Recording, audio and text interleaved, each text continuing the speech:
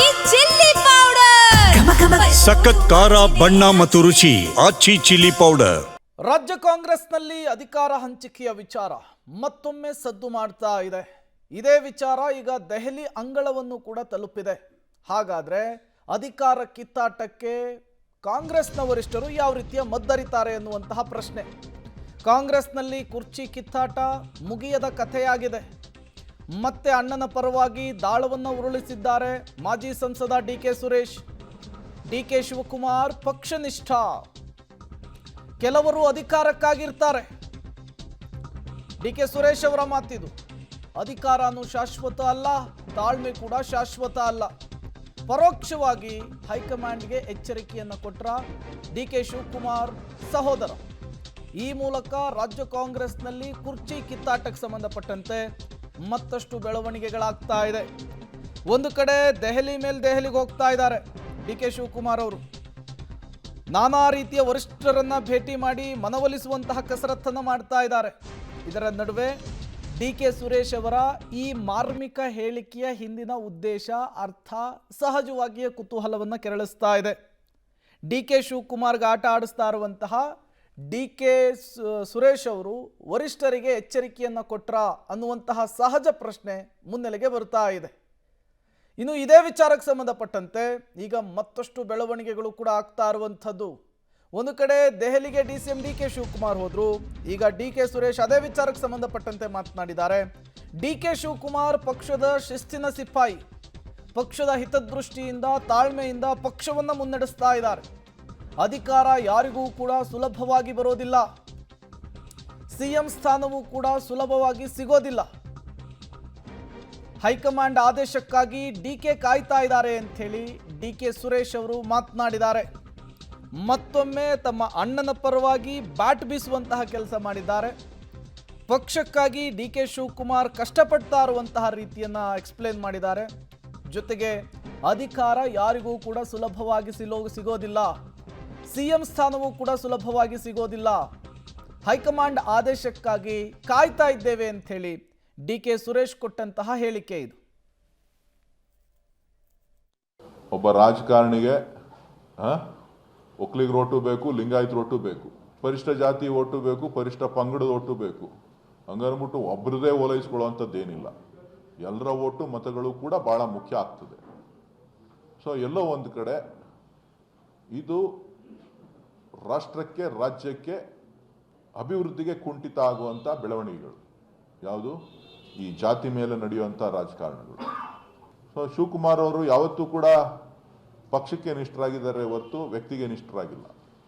ಅವರು ಪ್ರತಿ ಭಾಷಣದಲ್ಲೂ ಕೂಡ ಹೇಳ್ತಾನೆ ಇರ್ತಾರೆ, ನಾನು ಪಕ್ಷಕ್ಕೆ ನಿಷ್ಠೆಯಿಂದ ಇದ್ದೇನೆ ಅಂತೇಳಿ. ಕೆಲವರು ವ್ಯಕ್ತಿಗೆ ನಿಷ್ಠೆಯಿಂದ ಇರ್ತಾರೆ.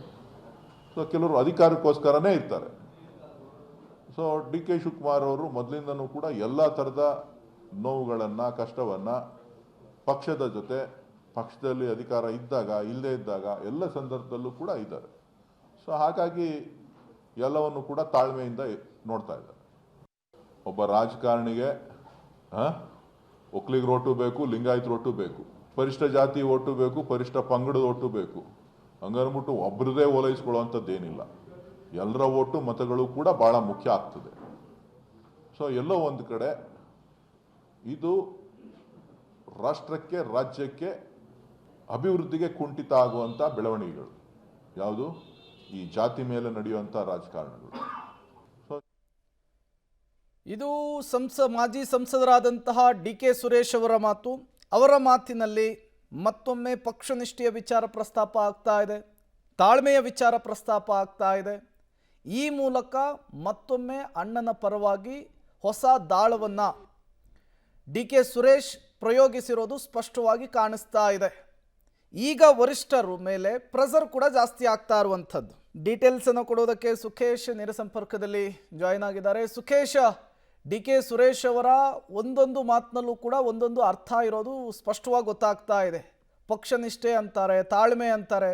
ಅಂದರೆ ಪರೋಕ್ಷವಾಗಿ ಹೈಕಮಾಂಡ್ಗೆ ಕೊಟ್ಟಂತಹ ಎಚ್ಚರಿಕೆಯ ಸಂದೇಶನ ಇದು?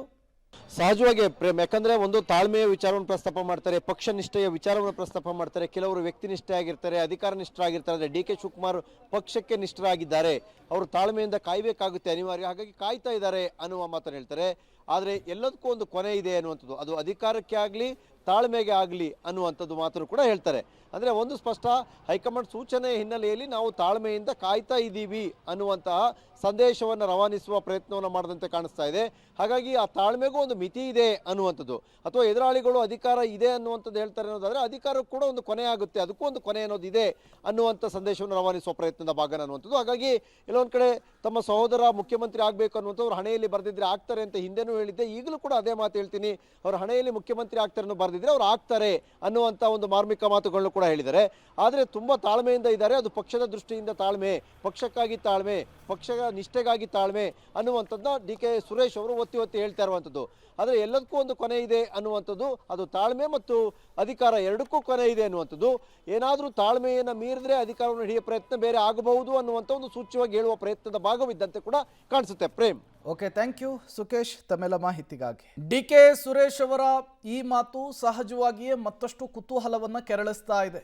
ಒಂದು ಕಡೆ ಡಿ ಕೆ ಶಿವಕುಮಾರ್ ಡೆಲ್ಲಿಗೆ ಬ್ಯಾಕ್ ಟು ಬ್ಯಾಕ್ ಭೇಟಿ ಕೊಡ್ತಿದ್ದಾರೆ, ವರಿಷ್ಠರನ್ನ ಎಡತಾಗಿ ಬರ್ತಾ ಇದ್ದಾರೆ, ಶತಾಯ ಗತಾಯ CM ಕುರ್ಚಿ ಮೇಲೆ ಕೂತ್ಕೊಬೇಕು ಅಂತ ಹೇಳಿ ಕಸರತ್ತನ್ನು ನಡೆಸ್ತಾ ಇದ್ದಾರೆ.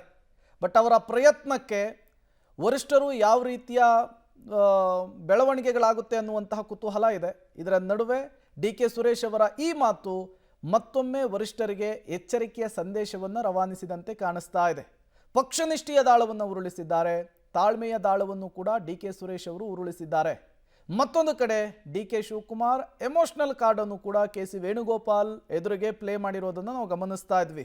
ಅಂದರೆ ಇರೋ ಬರೋ ಎಲ್ಲ ಪ್ರಯತ್ನಗಳನ್ನು ಕೂಡ ಈಗ ಮಾಡ್ತಾ ಇರೋದು ಸ್ಪಷ್ಟವಾಗಿ ಗೊತ್ತಾಗ್ತಾ ಇದೆ.